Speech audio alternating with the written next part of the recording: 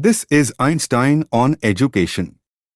A day of celebration generally is in the first place dedicated to retrospect, especially to the memory of personages who have gained special distinction for the development of the cultural life. This friendly service for our predecessors must indeed not be neglected, particularly as such a memory of the best of the past is proper to simulate the well-disposed of today to a courageous effort. But this should be done by someone who, from his youth, has been connected with this state and is familiar with its past, not by one who like a gypsy has wandered about and gathered his experiences in all kinds of countries. Thus, there is nothing else left for me but to speak about such questions as, independently of space and time, always have been and will be connected with educational matters. In this attempt I cannot lay any claim to being an authority, especially as intelligent and well-meaning men of all times have dealt with educational problems and have certainly repeatedly expressed their view clearly about these matters. From what source shall I, as a partial layman in the realm of pedagogy, derive courage to expound opinions with no foundations except personal experience and personal conviction? If it were really a scientific matter, one would probably be tempted to silence by such considerations. However, with the affairs of active human beings it is different. Here, knowledge of truth alone does not suffice. On the contrary, this knowledge must continually be renewed by ceaseless effort, if it is not be lost. It resembles a statue of marble which stands in the desert and is continually threatened with burial by the shifting sand.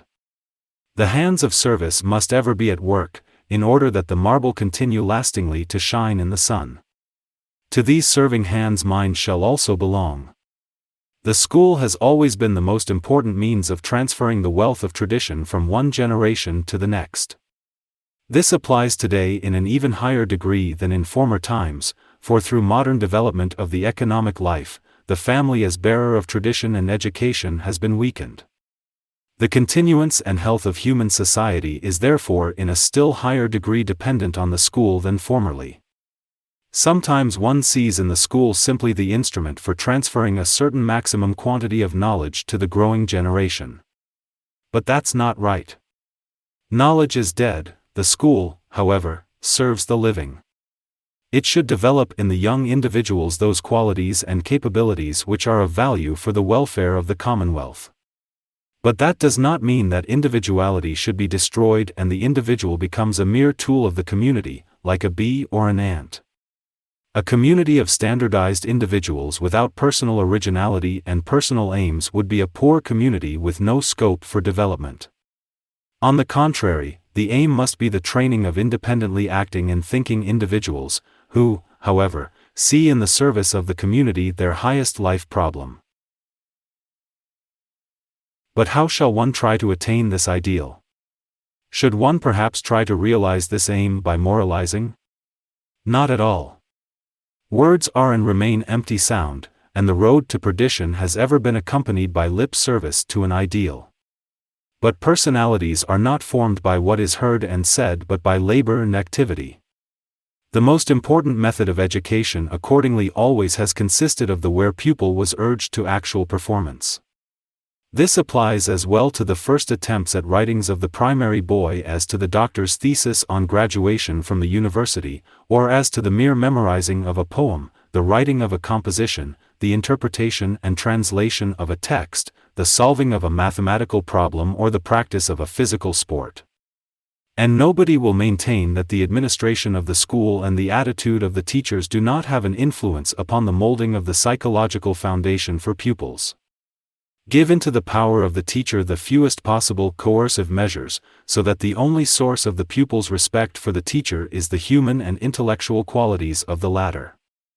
The second named motive, ambition or, in milder terms, the aiming at recognition and consideration, less firmly fixed in human nature. With absence of mental stimulus of this kind, human cooperation would be entirely impossible.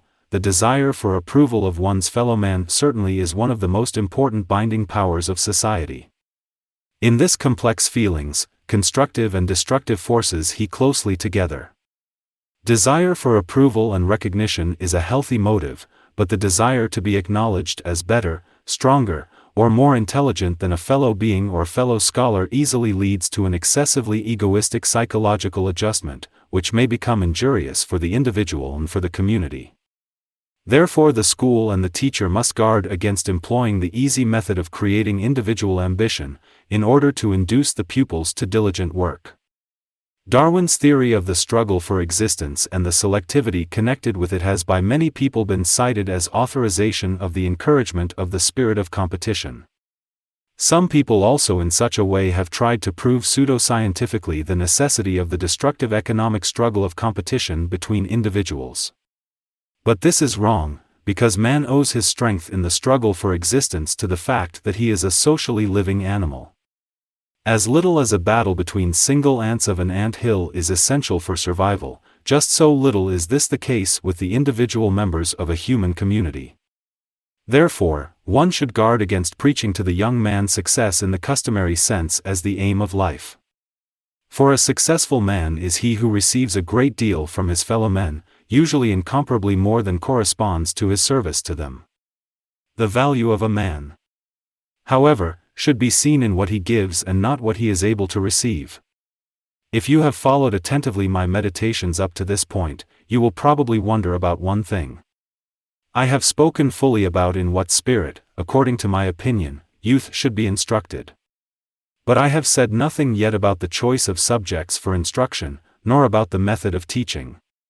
Should language predominate or the technical education in science? To this I answer, in my opinion, all this is of secondary importance. If a young man has trained his muscles and physical endurance by gymnastics and walking, he will later be fitted for every physical work. This is also analogous to the training of the mind and of the mental and manual skill. Thus, the wit was not wrong who defined education in this way. Education is that which remains, if one has forgotten everything he learned in school. The most important motive for work in the school and in life is the pleasure in work, pleasure in its results, and the knowledge of the value of the result to the community. In the awakening and strengthening of the psychological forces in the young man, I see the most important task given by the school.